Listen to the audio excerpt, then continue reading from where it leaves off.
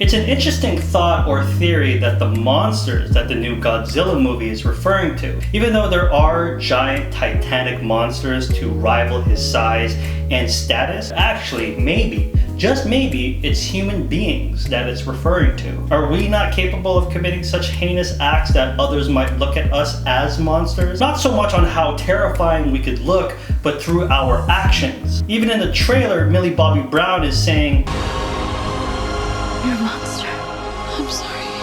Even in works of other fiction, before there was a vampire, before there was a werewolf, before the Frankenstein monster, there was Frankenstein, the doctor, a person, a human being. And was it not human scientists that created the A-bomb, the hydrogen bomb, nuclear technology, which would lead to incidents in human history like Chernobyl, and of course, Hiroshima, Japan? This would give rise to one of the most iconic, metaphorical, symbolic, and at times beloved movie monster of all time, Godzilla, the king of us.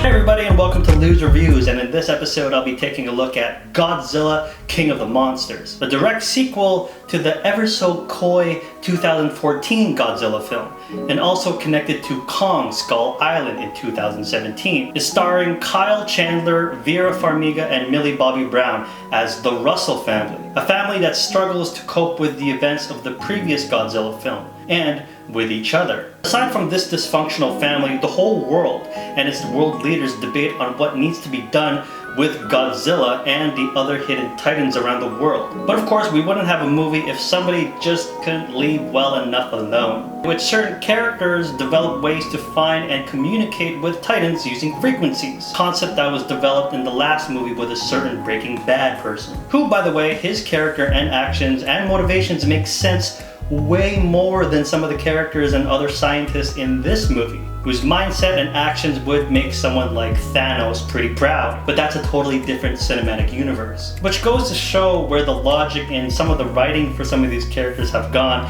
except for Mark Russell, who studies wolves and pack behavior, and returning supporting characters like Dr. Graham, played by Sally Hawkins. And the best character with the best lines in both films is Dr. Ishiro Serizawa, played by Ken Watanabe, the main guy who is pro-Godzilla. But honestly, once we get all the human drama out of the way, the movie gets going. And this is what I paid for. I can't count the amount of nerdgasms I had throughout this movie. Being a longtime Godzilla fan and all the Easter eggs I was able to catch, wow. And seeing it in an IMAX theater just amplified my experience. When Godzilla and Ghidorah have their alpha standoff, nerdgasm. When Rodan erupted from the volcano in Mexico, nerdgasm. When Mothra finally spreads her wings in the waterfalls, nerdgasm. Speaking of which, did you guys know that in the old Mothra films, Mothra was summoned by two miniature elf Asian twin thingies? This movie was even able to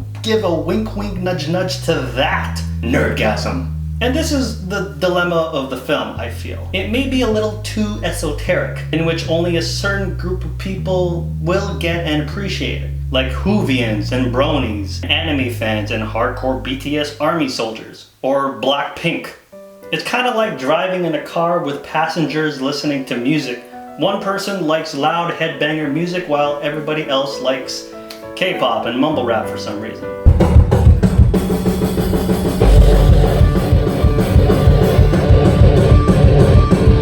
Sometimes you gotta tone the volume down just a bit so that there's something for everybody. And there is something for everybody in this monster film. With the 2014 film directed by Gareth, went all out Jaws to hide the monster as much as possible to create more of an impact, being a little more artsy. Between the two Godzilla films, the new director, Michael Dougherty, goes balls to walls, loud, insane, and in-your-face explosions that would make Michael Bay proud. This is definitely going to be a guilty pleasure movie for me. Despite some of the great actors and actresses on screen here giving their best with a somewhat rushed and convoluted script, the best going to Ken Watanabe, in my opinion, and it doesn't shy away in further establishing and connecting itself to other previous films and future installments, which I am absolutely looking forward to. But overall, it was loud, it was fun, it was explosive, exciting, decent performances, with some touching moments of human drama despite its story and script, but to me it was an absolute blast. In the same category of B-movie monster movies,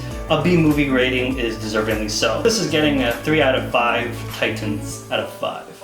Well, there you have it guys. I hope you liked this review. So look down, like, and subscribe and you'll be good to go. And I will see you next time. Toodaloo!